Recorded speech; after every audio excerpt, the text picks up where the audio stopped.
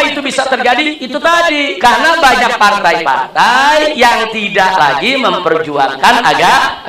Begitu memperjuangkan agama, apa disebut? Politik identitas. Sekarang ini yang dimaksud politik identitas itu politik Islam. Mereka pura-pura aja politik identitas itu politik yang membawa identitas agama atau suku atau ini. Enggak. Siapa yang mesti kita pilih nih? Dalam pilkada, dalam pilpres.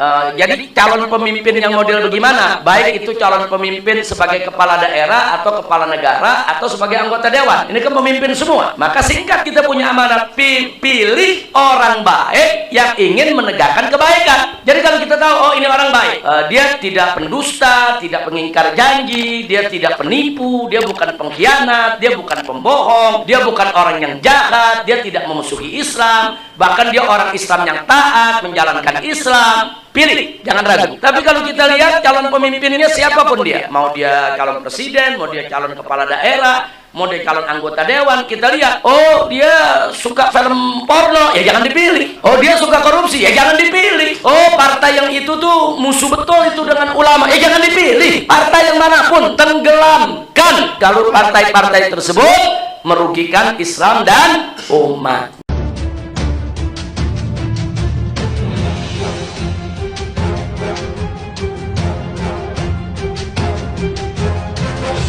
Ini pesantren Miftahul Huda, Kiai Haji Agus Malik Rawawi. Ada? Mana Kiai? Ya, silakan Kiai. Ya ahlan wa sahlan, ya marhaba. Assalamualaikum warahmatullahi wabarakatuh. Waalaikumsalam warahmatullahi wabarakatuh.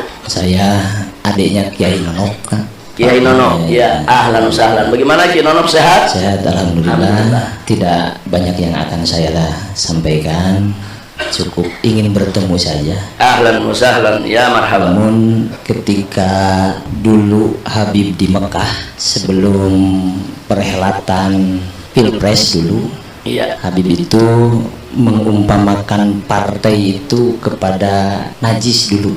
Saya berangkat dari sini ke Mekah, ada partai yang Mogolado, Muhofafa, Mutawasito kayak gitulah. Itu menjadi pegangan kami dan sekarang mungkin sebentar lagi ada perhelatan juga. Bagaimana sikap kami gitu. Itu cuma segitu aja. Terima kasih Bib. Ya, jazakumullahu khairal jazaa. Terima kasih banyak. Salam buat Kiai Nono. Saudara, saya punya ceramah tentang partai politik ini cukup panjang. Jadi tidak pendek dan tidak sesimpel itu. Jadi pada dasarnya saudara, bahwa politik itu pada dasarnya sangat diperlukan untuk mengatur kekuasaan dan pemerintahan dalam suatu negeri. Jadi ilmu, karena Islam sendiri punya ilmu politik, bukan tidak? Kalau kita bicara khilafah itu ilmu politik. Kalau kita bicara nasbul khilafah atau nasbul khalifah itu ilmu politik. Jadi kita tidak pernah mengharamkan politik. Hanya saja kalau politik itu dijalankan oleh orang-orang yang bertakwa dan menjalankan politik dengan iman dan takwa, maka politik itu akan manfaat untuk maslahat umat. Karena politik tersebut akan i'la kalimatillah. Silakan kita berpolitik, tidak ada problem. Tapi kalau politik itu dijalankan oleh orang-orang yang tidak beriman dan bertakwa, bahaya buat negara. Karena nanti kalau preman, koruptor, munafik, zindik, kafir, harbi yang memainkan politik, hancur kita umat Islam semua ya. Nah, jadi itu dulu kita dasarnya. Nah, sekarang lalu bagaimana partai politiknya? Yang tergantung. Kalau partai politiknya itu memperjuangkan ajaran Allah, maka dia menjadi dulu kita ingatkan, dia menjadi Hizbullah, dia menjadi partainya Allah. Tapi kalau partai politik tersebut ternyata mereka menentang syariat, menentang ajaran Islam, bahkan menghina-hina Islam, mengkerdilkan Islam, memusuhi Islam, itu dia menjadi Hizbus Syaitan, dia menjadi partai setan. Nah, sekarang soal partai yang ada di Indonesia, ya nilai aja sendiri. Nah, jadi apakah lebih banyak Hizbullah atau banyak Hizbus Syaitannya? Nah, kalau banyak Hizbus Syaitannya, ya itu tadi, saudara. Artinya apa? Artinya yang ada di sekitar kita banyak najis. Tapi jangan menggeneralisir bahwa semuanya najis. Kira-kira jelas ya kawan ya? Jangan menggeneralisir semua najis. Nggak boleh, kita takmim begitu nggak boleh. Tapi kalau ada yang punya penilaian, oh menurut saya sekarang ini lebih banyak yang najis, itu kan hak dia untuk menilai. Kalau ada yang menilai sebaliknya, itu juga hak dia untuk menilai. Tapi kan masyarakat sudah cerdas, masyarakat bisa melihat lewat fakta dan realita. Saya rasa jelas ya. Nah, adapun ke depan, siapa yang mesti kita pilih nih dalam pilkada, pilkada, dalam pilpres. Jadi calon pemimpin yang model bagaimana? Baik itu calon pemimpin sebagai kepala daerah atau kepala negara atau sebagai anggota dewan. Ini kan pemimpin semua. Maka singkat kita punya amanat, pilih orang baik yang ingin menegakkan kebaikan. Jadi kalau kita tahu, oh ini orang baik, dia tidak pendusta, tidak pengingkar janji, dia tidak penipu, dia bukan pengkhianat, dia bukan pembohong, dia bukan orang yang jahat, dia tidak memusuhi Islam, bahkan dia orang Islam yang taat menjalankan Islam. Pilih, jangan ragu. Tapi kalau kita lihat calon pemimpinnya siapapun dia, mau dia calon presiden, mau dia calon kepala daerah, mau dia calon anggota dewan, kita lihat, oh dia suka film porno, ya jangan dipilih. Oh dia suka korupsi, ya jangan dipilih. Oh partai yang itu tuh musuh betul itu dengan ulama, ya jangan dipilih. Partai yang manapun tenggelamkan kalau partai-partai tersebut merugikan Islam dan umatnya. Saya rasa jelas ya. Jadi prinsip saya dari dulu nggak berubah. Jadi kita bukan melihat partainya atau orangnya, kita lihat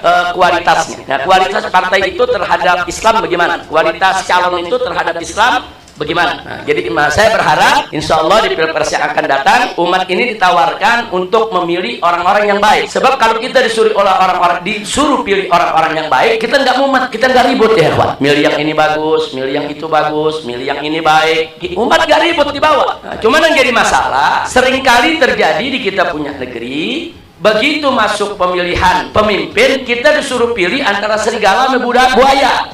Jangankan umat, kiai aja bingung, pilih yang ini buaya, pilih yang ini saudara serigala. Kondisi itu, kenapa itu bisa terjadi? Itu tadi, karena banyak partai-partai yang tidak lagi memperjuangkan agama.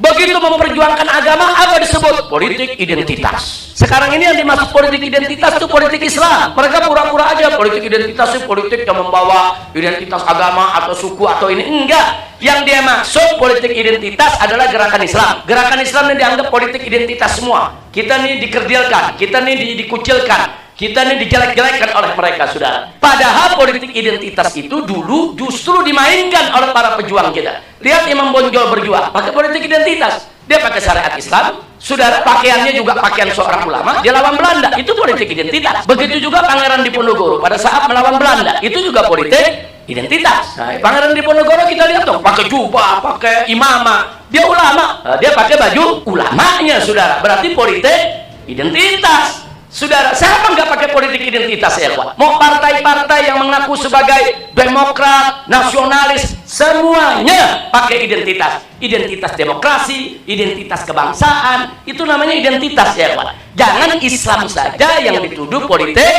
identitas. Kira-kira jelas ya? Nah, jadi umat Islam jangan lepaskan identitas. Identitas kita Islam. Kita berkata, ya ikut ajaran Islam, kita berbuat ikut ajaran Islam, kita membuat program ikut ajaran Islam, kita berjuang juga demi Islam. Nah, jadi jangan lepaskan identitas tersebut. Mudah-mudahan kita dapat pemimpin yang baik. Amin.